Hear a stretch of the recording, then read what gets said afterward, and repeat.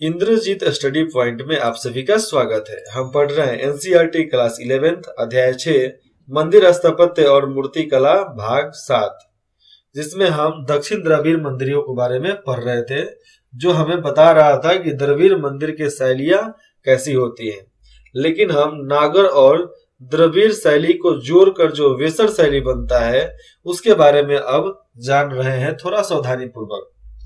तो चलिए पिछले भाग में जहां पर हमने छोड़ा वहीं से अब शुरुआत करते हैं। तो कर्नाटक में हलेबीड में स्थित होयसलेश्वर मंदिर, जगह के नाम से उसको होयसलेश्वर मंदिर का नाम दे दिया गया। तो होयसल नरेश जो थे, नाम ही उन लोगों का अजीब है, थोड़ा ऊपर नीचे हो जाता है। तो होयसल नरेश द्वारा 1150 में इस मंदिर को बनवाया गया था। कब? आज से करीबन 900 वर्ष पहले इसको बनवाया गया। उसमें गहरे रंग के परतदार पत्थर जो है, गहरे रंग के परतदार का मतलब समझते हो? एक कलर, फिर दूसरा कलर, फिर दूसरा कलर, फिर दूसरा कलर, ऐसा नहीं। एक पहाड़ी, फिर उसके ऊपर से पहाड़ी, फिर उसके ऊपर से अलग पहाड़ी, फिर उसके ऊपर से अलग पहाड़ी, वैसा, जिसको इंग्लिश में उसको शिस्ट बोलते हैं। शिस्ट से बनाया गया था, मतलब परतदार पत्थर से ही उसको बनाया गया था। होयसल मंदिर को शंकर या बेसर शैली के मंदिर कहा जाता है। शंकर का मतलब मैंने ऊपर बताया था। शंकर का मतलब मैंने क्या बताया, आप याद करो। मिली जुली। शंकर का मतलब होता है, ये शंकर देखो, ये तलाबे स है तो वो शंकर मतलब शिव हो जाएंगे। ये दंत स है तो शंकर का मतलब आता है मिली जुली, जिसमें नागर शैली और द्रविड़ शैली को मिलाकर मंदिर बनाए जाते थे। उसको आराम से वेसर शैली के मंदिर कहा जा सकता है। वेसर शैली का मतलब ये होता है कि नागर और द्रविड़ दोनों शैलियों को मिलाकर बनाया जाने वाला मंदिर, क्योंकि उनकी शैली द्रविड़ और नागर दोनों शैलियों से लेकर बीच की शैली है। दोनों शैलियों को मिलाकर बनाया गया है।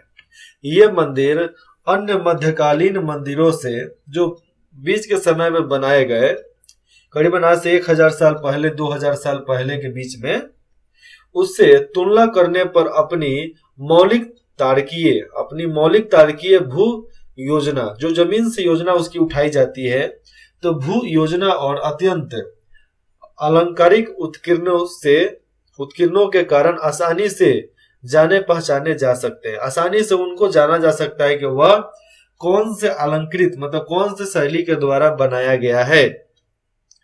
क्या ये आपको याद रहेगा वहां पर जाने के बाद कि वो कौन से शैली के अनुसार बनवाया गया है? नहीं, याद करोगे तो याद रहेगा, भूल जाओगे तो नहीं याद रहेगा। हलेबीड का मंदिर नटराज के रूप में शिव को समर्पित किया गया है। हलेबीड का मंदिर जो बना उसमें नटराज की मूर्ति डाला गया है, जो शिव को ही समर्पित है, क्योंकि भगवान शिव नटराज के रूप में अपने आप को प्रस्तुत किए थे, इसलिए उनको नटराज भी कहा जाता है। यह एक दोहरा भवन है। दोहरा भवन क्या होता है? दोहराया हुआ, चाहे बड़ा सा भवन होगा, जिसमें मंडप के लिए एक बड़ा कक्ष है। क्या है? मंडप के लिए एक बहुत बड़ा कक्ष बनाया गया है, जहां नृत्य एवं संगीत का कार्यक्रम सुविधा पूर्वक आसानी से संपन्न किया जा सकता है। प्रत्येक भवन से पहले एक नंदी मंडप है। नंदी बैल के लिए एक मंडप बनाया गया है। इस मंदिर और उसके निकटवर्ती बेल्लूर मंदिर का गुंबद काफी पहले गिर चुका है, और मंदिर पहले कैसा दिखता होगा, मंदिर जब सजा धजा मंदिर होगा, पहले कैसा दिखता होगा, इसका अनुमान द्वार के दोनों ओर स्थित छोटे छोटे प्रतिरूपों से ही लगाया जा सकता है कि उसका आकार प्रकार कैसा होगा, मंदिर कैसा दिखता होगा। केंद्रीय वर्गाकार योजना से जो केंद्रीय प्रक्षेप आगे निकले हुए हैं, यहाँ पर देखो, केंद्रीय वर्गाकार योजना से जो कोणीय में दोस्तों कोण इलाका, तो कोणीय प्रक्षेप आगे निकले हुए हैं, वे तारे जैसा प्रभाव, तारा किस तरह आपको 3 4 6 कोण का दिखता है। तो तारे जैसा प्रभाव, यही देखो, ये नटराज हेलीबिड का मंदिर है, मूर्ति है, जो नटराज के रूप में बनाया गया है, जो भगवान शिव को ही समर्पित है। ये मूर्ति मेरे पास है फोटो के रूप में, मैं इसे निकाल कर अपने ऑफिस में लगाने वाला हूं, बहुत जल्दी लगा भी लूंगा। तो ऊपर जैसे प्रभाव, तारे जैसा प्रभाव उत्पन्न करते हैं और उन पर पशुओं तथा देवी देवताओं की अनेक देवी देवताओं की अनेक अनेक आकृतियां उकेरी गई हैं, बनाई गई है। इन आकृतियों का उत्कीर्ण अत्यंत जटिल एवं बारीक है।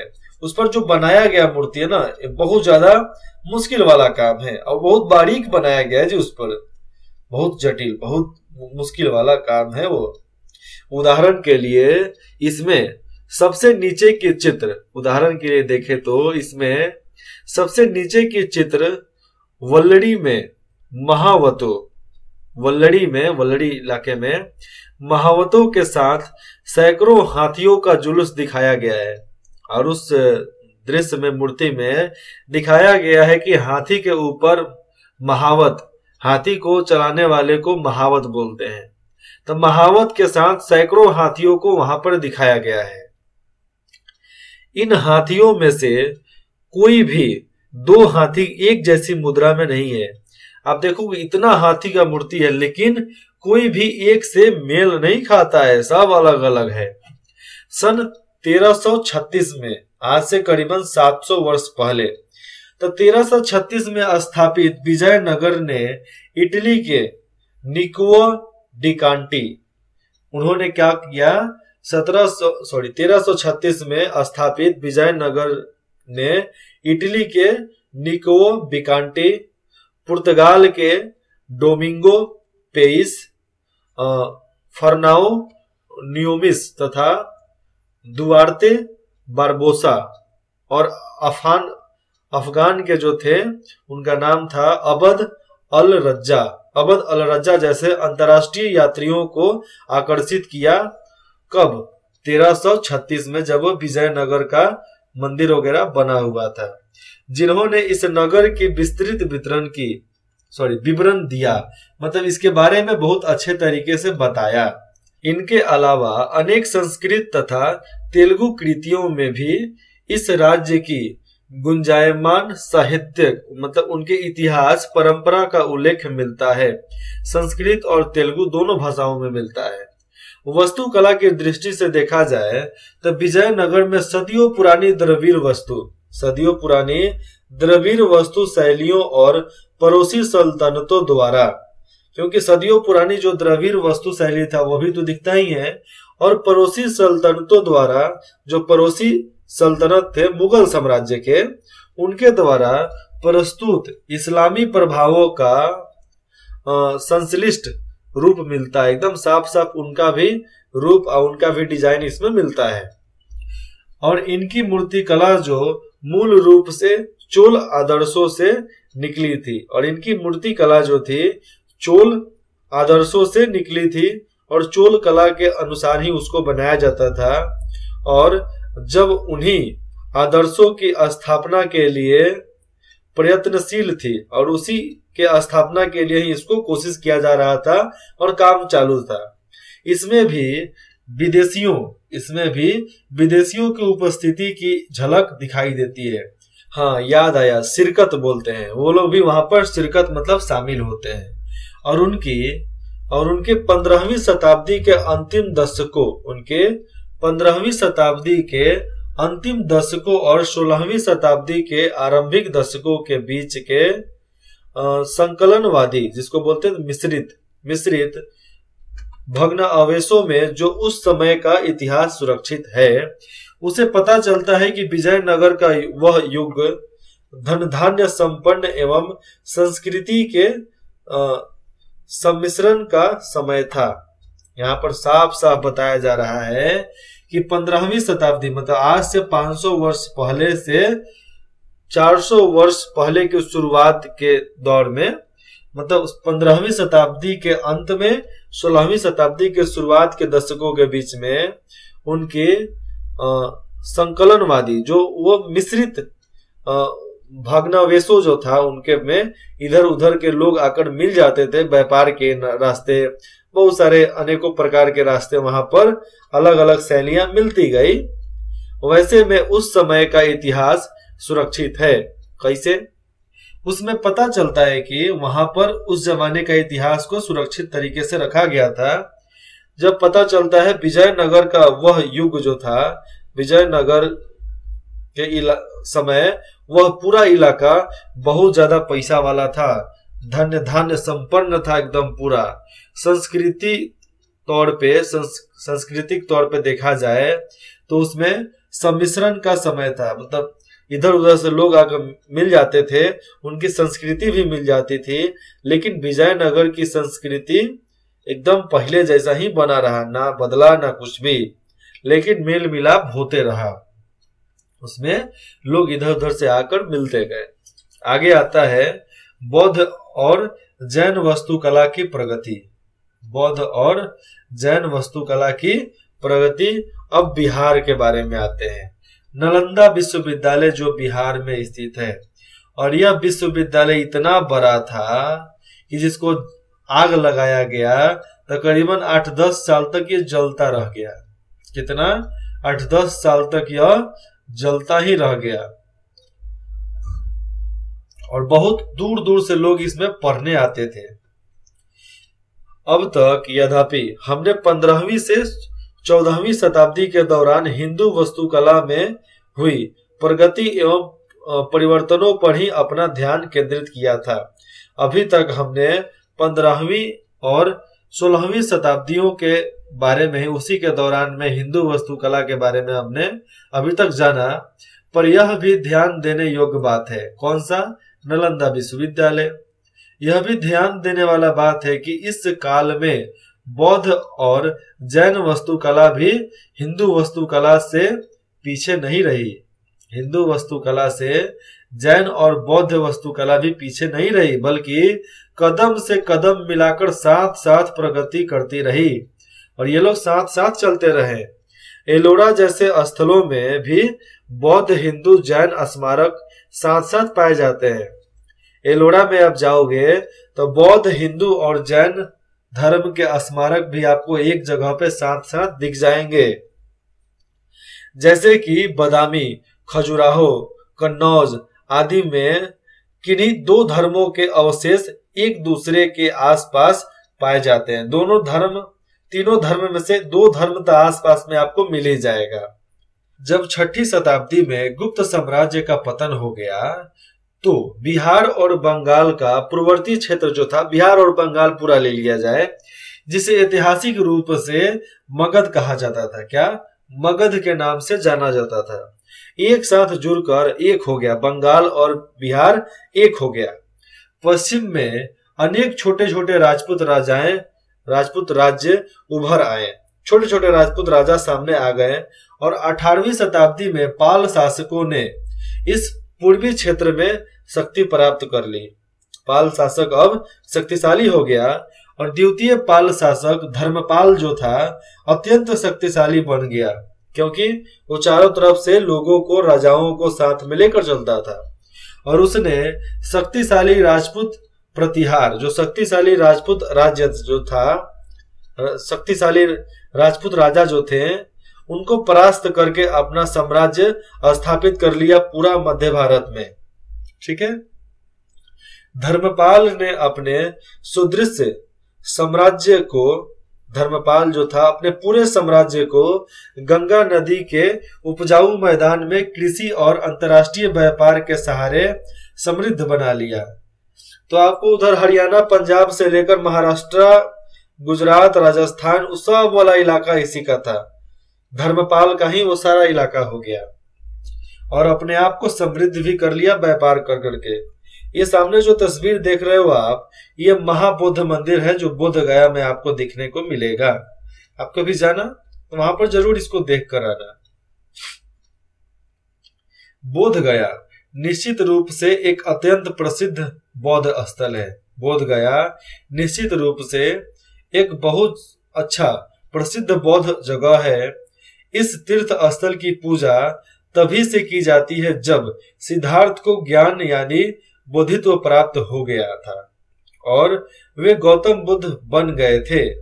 यहाँ के बोध वृक्ष, वहां के जो बोध वृक्ष है, बोध वृक्ष का तो महत्व है ही, क्योंकि सिद्धार्थ ने इसी की छाया में बुद्धत्व मतलब बोध ज्ञान को प्राप्त कर लिया था। लेकिन बोध गया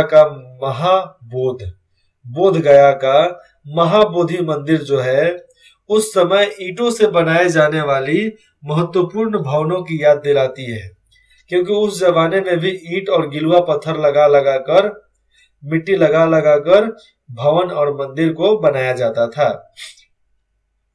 ऐसा कहा जा सकता है कि बोधि वृक्ष जो था, जिसके नीचे बुद्ध बैठते थे, बोधि वृक्ष के नीचे सर्वप्रथम जो देवालय बना था उसका निर्माता,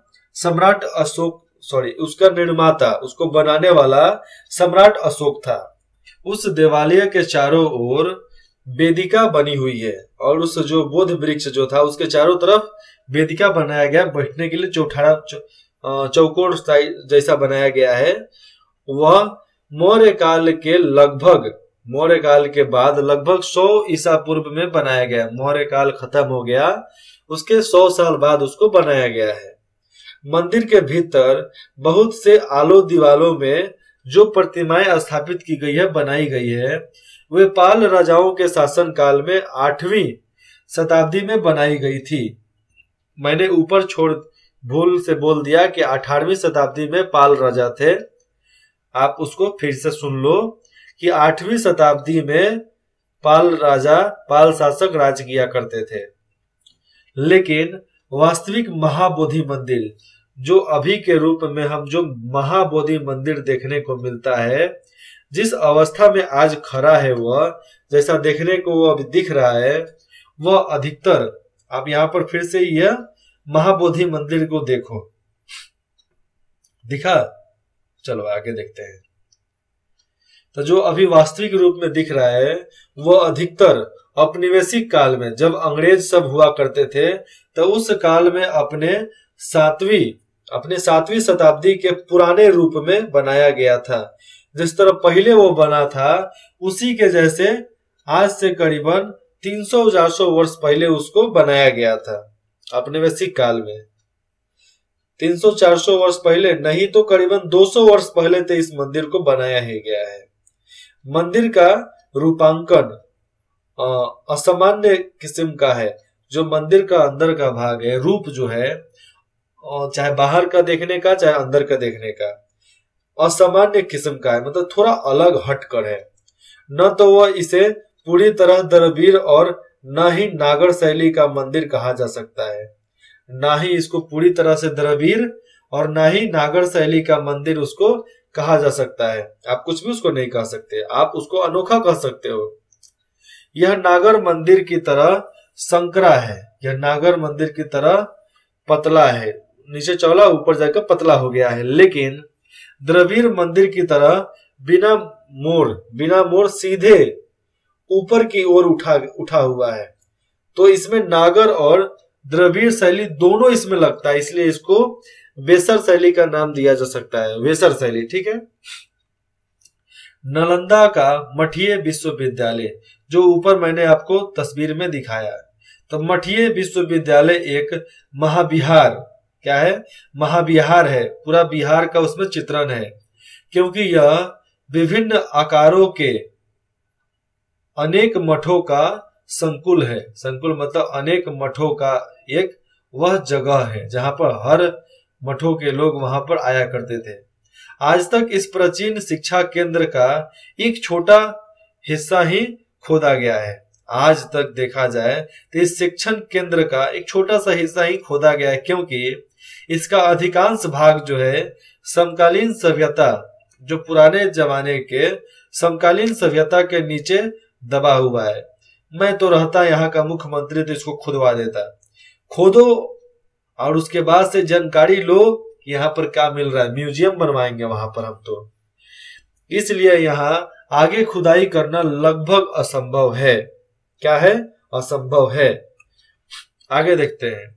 नालंदा के बारे में अधिकांश जानकारी चीनी यात्री हेनियासांग के अभिलेखों पर आधारित है। जो चीनी यात्री ह्वेनसांग अपने डायरी में जो लिखता है उसी के आधार पर इसको माना जाता है। इसमें कहा गया है कि एक मठ की नींव कुमार गुप्त प्रथम, जो गुप्त शासक के प्रथम राजा जो थे कुमार प्रथम द्वारा 5वीं शताब्दी मतलब आज से 1500 साल पहले 5वीं शताब्दी में डाली गई थी। और यह निर्माण कार्य परवर्ती सम्राटियों के शासन काल में भी चलता रहा। उसको बनाने की कला और उसको बनाना, उस मठ को बनाना, नालंदा विश्वविद्यालय को बनाना, वो साथ साथ आने वाले अगले सम्राट के काल में भी चलता रहा, जिन्होंने इस विलक्षण विश्वविद्यालय का कार्य संपन्न किया। आगे चलकर इस बहुत बड़ा विश्वविद्यालय का कार्य को पूरा किया। इस बात के प्रमाण साक्ष्य मिलते हैं कैसे? उनके अभिलेखों में देखने को मिलता है, इधर उधर नहीं मिलता है, उनके अभिलेखों में देखने को मिलता है। यह मूर्ति कला की बारीकियां नालंदा में यह मूर्ति बनाया गया, कितना झकास बनाया गया है। बौद्ध धर्म के सभी 3 प्रकार के संप्रदाय हैं बौद्ध धर्म का, नाम सुनो, थेरवाद, महायान और वज्रयान। थेरवाद, महायान और वज्रयान के सिद्धांत यहाँ पढ़ाए जाते थे। यहाँ पर इन तीनों प्रकार के सिद्धांतों को पढ़ाया जाता था और उत्तर चीन, तिब्बत और मध्य एशिया तथा दक्षिण पूर्वी एशिया में भी श्रीलंका, थाईलैंड, वर्मा और अनेक अन्य देशों के बौद्ध भिक्षु बौद्ध धर्म की शिक्षा प्राप्त करने के लिए नालंदा और इसके आसपास स्थित बोध गया तथा कुर्कीहार आदि केंद्रों में आते जाते थे। और वहां पर ये लोग आना जाना इन लोगों का लगा रहता था, क्योंकि विश्व भर के लोग यहाँ पर आते थे। तक्षशिला से भी लोग आते थे, मतलब आज पाकिस्तान, अफगानिस्तान, काबुल, उधर के भी लोग आते थे। भिक्षु और तीर्थयात्री वापस अपने देश जाते समय, जब देश अपने जा रहे थे, तो उस समय अपने साथ छोटी छोटी प्रतिमाएं और छोटी छोटी मूर्तियां और सचित्र पांडुलिपियां ले जाते थे। अपने हाथ से लिखा हुआ पांडुलिपि वो लोग लेकर जाते थे। इस प्रकार नालंदा जैसे बौद्ध मठ कला उत्पादन के विशाल केंद्र बन गए थे। उस समय बौद्ध मठ जो था कला उत्पादन, अलग अलग प्रकार के ज्ञान का केंद्र बिंदु बन गया था, जिसका प्रभाव एशिया के अन्य सभी बौद्ध धर्मावलंबी देशों की कलाओं पर भी पर्याप्त मात्रा में पड़ा था। आज देखा जाए तो केंद्र बिंदु नालंदा तो था, लेकिन एशिया के अन्य सभी बौद्ध धर्मावलंबी देशों में जो बौद्ध धर्म को मानते हैं, उनके कलाओं में नालंदा विश्वविद्यालय की प्रतिमाएं, चाहे उनका सबूत, एक पर्याप्त मात्रा में पड़ता है और देखने को भी मिलता है। कलाओं पर भी पर्याप्त मात्रा में पड़ता है, जो देश विदेश में अलग अलग इलाकों में भी नालंदा विश्वविद्यालय में सिखाया जाने वाला कला आपको वहां पर देखने को मिलता है। नालंदा की गजकड़ी पत्थर तथा कांस्य मूर्ति बनाने की कला सारनाथ की गुप्तकालीन बौद्ध कला से विकसित हुई। अब देखो यहाँ पर फिर से नालंदा की जो गजकड़ी मतलब पत्थर तथा कांस्य मूर्ति बनाने की जो कला थी, सारनाथ में जो गुप्तकालीन बौद्ध कला से विकसित, मतलब जो गुप्त काल में गुप्त साम्राज्य जब था, उस समय जो बौद्ध लोग वहां पर थे, उन लोगों के वजह से ही विकसित हुई और उसी पर पूरी तरह निर्भर रही। उन्हीं के वजह से पूरी तरीके से निर्भर रही। कौन सा, क्या चीज? पत्थर और कांसे के मूर्ति बनाना। 9वीं शताब्दी तक आते आते सारनाथ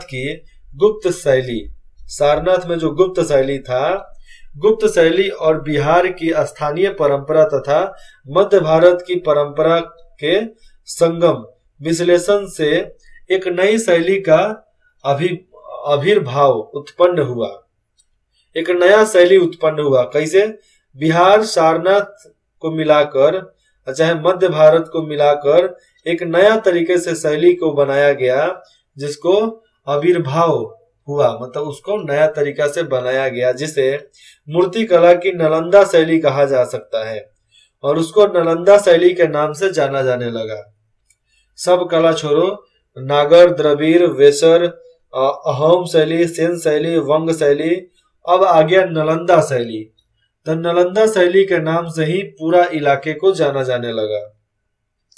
इस नई शैली में, क्योंकि यह नया शैली था, इस नई शैली में मुख्य आकृति जो थी, मुख्य आकृति, विशेषताएं, अंग प्रत्यंग, हाव भाव, वस्त्रों एवं आभूषणों का पहनावा आदि सब अलग अलग किस्म के थे।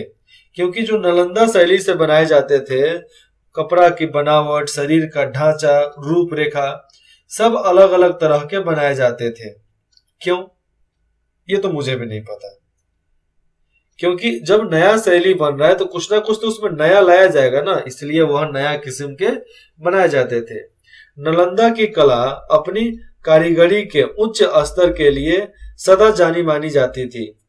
नालंदा की जो कला परंपरा थी, नालंदा की जो कला थी, अपने कारीगरी के वजह से चारों तरफ जानी मानी थी, सब तरफ लोग उसको जानते थे। इसकी अनेक विशेषताएं हैं, जैसे प्रतिमाओं को सोच समझकर, जो भी प्रतिमा बनता था सोच समझकर अत्यंत व्यवस्थित रूपों में गढ़ा गया, एकदम अच्छे तरीके से उसको बनाया गया, जिस तरह चाहिए उस तरह उसको व्यवस्थित रूपों में ढाल दिया गया। उनमें कहीं भीड़ भाड़ नहीं दिखाई देता, उसके अंदर में कहीं आपको भीड़ भाड़ नहीं दिखाई देगा। प्रतिमाएं आमतौर पर उभार में समतल स्पष्ट नहीं है। प्रतिमा जो है आमतौर पर देखा जाए तो उभार में समतल नहीं है, बराबर नहीं है, लेकिन त्रिआयामी रूपों में बनाई गई है, 3D रूपों में उसको बनाया गया है। प्रतिमाओं के पीछे की पट्टियां जो है विस्तृत होती है, विस्तृत मतलब पूरा विस्तार से बनाया गया है, और अलंकार सुकोमल एवं बारीक है। अलंकार मतलब जो पेट के नीचे का भाग, बाकी सब जो है सुकोमल बनाया गया, बहुत एकदम सुंदर, एकदम कोमल, उसको बारीकी से बनाया गया है। नालंदा की कांस्य मूर्ति का काल 7वीं और 8वीं शताब्दियों से लगभग 12वीं शताब्दी तक का है। कब तक? 12वीं शताब्दी, मतलब करीबन 500 वर्षों तक इन लोगों ने वहां पर मूर्ति कला को खूब अच्छे तरीके से निखारा, खूब अच्छे तरीके से बनाया, और इनकी संख्या पूर्वी भारत के अन्य सभी स्थलों से प्राप्त कांस्य प्रतिमा की संख्या से अधिक है। और ये लोग इतना बना दिए कि पूर्वी भारत में जितना भी कांस्य मंदिर बना उससे तो ज्यादा ही इन्होंने मूर्ति प्रतिमा को बना दिया। और ये पाल राजाओं के शासन काल में बनी धातु की प्रतिमाओं का काफी बड़ा भाग था। जो पाल राजाओं के शासन काल में धातु की बनी प्रतिमा बनाया गया था उससे काफी बड़ा भाग था, उससे बहुत बड़ी संख्या में मूर्ति को बनाया गया था। ये सामने आपको देखने को मिल रहा है ना जो तस्वीर, ये नालंदा की खुदाई के बाद आपको यहाँ पर देखने को मिला है। नालंदा में जब खुदाई चल रहा था तो ऐसे ऐसे पत्थर, ईंट और मूर्ति बहुत सारे देखने को मिले। बाद में इस खुदाई को रोक दिया गया क्योंकि कुछ ना कुछ दिक्कत आ गया, मुझे वो ठीक तरीके से पता नहीं है, लेकिन जब मुझे पता चलेगा तो मैं फिर उसको खुदवाऊंगा कि भैया मालूम करो इसमें क्या क्या दिख रहा है, यहाँ पर म्यूजियम बनवाना है जी मुझे। आगे हम पत्थर की मूर्तियों के बारे में, तरह तरह के कांस्य प्रतिमाओं के बारे में पढ़ेंगे। पत्थर की मूर्तियों की तरह ये कांस्य प्रतिमा भी प्रारंभ में सारनाथ और मथुरा की गुप्त परंपरा पर अत्यधिक निर्भर थी। आप यहाँ पर देख लो, ये पत्थर की मूर्ति हो चाहे कांस्य की मूर्ति हो, मतलब जो ढाल कर बनाए जाते थे धातु को पिघलाकर, ये सारनाथ और मथुरा में जो गुप्त परंपरा था उसी के अनुसार ही निर्भर था, क्योंकि उनके अलावा किसी को आता भी नहीं था। नालंदा की प्रतिमाएं प्रारंभ से, शुरुआत से ही महायान संप्रदाय के बौद्ध देवी देवताओं का प्रतिरूपण करती थी। नालंदा की जितनी भी प्रतिमाएं जो थी महायान संप्रदाय के मतलब बौद्ध देवी देवताओं का ही प्रतिरूपण के रूप में उसको दिखाया गया था। जैसे कि खरे बुद्ध, बोधिसत्व जैसे कि मंजूश्री कुमार, कमलासनस्थ मतलब ध्यान मुद्रा में बैठे हुए भगवान बुद्ध, अवलोकेश यहाँ पर लिखा है अवलोकितेश्वर और नागा अर्जुन, ये 3 प्रकार की मूर्तियां ही ज्यादा देखने को मिलते थे। चाहे नागा अर्जुन हो, अवलोकितेश्वर का हो, चाहे बैठे हुए, खड़ा हुए, घूमे हुए, किसी को ज्ञान देते हुए, ऐसे ही रूप में सारी मूर्तियों को बनाया जाता था। 11वीं तथा 12वीं शताब्दियों के दौरान देखा जाए जब नालंदा एक महत्वपूर्ण तांत्रिक केंद्र के रूप में उभर आया, तांत्रिक विद्या मतलब बहुत सारा वहां पे अलग अलग प्रकार की विद्या को सिखाया जाता था। तब इन मूर्तियों में वज्रयान संप्रदाय के देवी देवताओं जैसे वज्र शारदा, जिसको सरस्वती का ही एक रूप माना जाता है, वज्र शारदा जिसको हम सरस्वती का रूप मानते हैं, उनकी मूर्ति और खसरपर्ण, अवलोकितेश्वर आदि का बोलबाला हो गया और इन लोगों का ही मूर्ति ज्यादा देखने को उधर मिलता था। बुद्ध की मुकुटधारी प्रतिमाओं का प्रतिरूपण 12वीं शताब्दी के दौरान ही शुरू हुआ। एक रोचक तथ्य यह भी है कि अनेक ब्राह्मणिक प्रतिमाएं जो सारनाथ शैली के अनुरूप नहीं थी, जो ब्राह्मणी प्रतिमा जो थी, मूर्ति जो थी, वो सारनाथ शैली की जैसे नहीं थी, वे भी नालंदा से मिली है। कहां से? नालंदा से मिली है। उनमें से अनेक प्रतिमाएं स्थल के आसपास, जगह के आसपास स्थित गांवों के छोटे छोटे मंदिरों में आज भी पूजी जाती है। जो छोटा छोटा प्रतिमाएं, मूर्ति जो बनाया गया था उस जमाने में, आज भी उधर के गांव में, नालंदा के गांव में, छोटे छोटे मंदिरों में उसको आज भी पूजा जाता है। अगले भाग में हम पढ़ेंगे छत्तीसगढ़ में स्थित सिरपुर के बारे में। ठीक है, उधर के मंदिर की शैली क्या है उसको ध्यान से पढ़ेंगे। आपको जो भी डाउट है, दिक्कत है, आप बेझिझक हमें कमेंट करके बता सकते हैं। हमें आपके कमेंट का इंतजार रहेगा। ओके, विदिन 24 आवर में आपको रिप्लाई दिया जाएगा। इंद्रजीत स्टडी पॉइंट में जुड़ने के लिए आप सभी का बहुत बहुत धन्यवाद।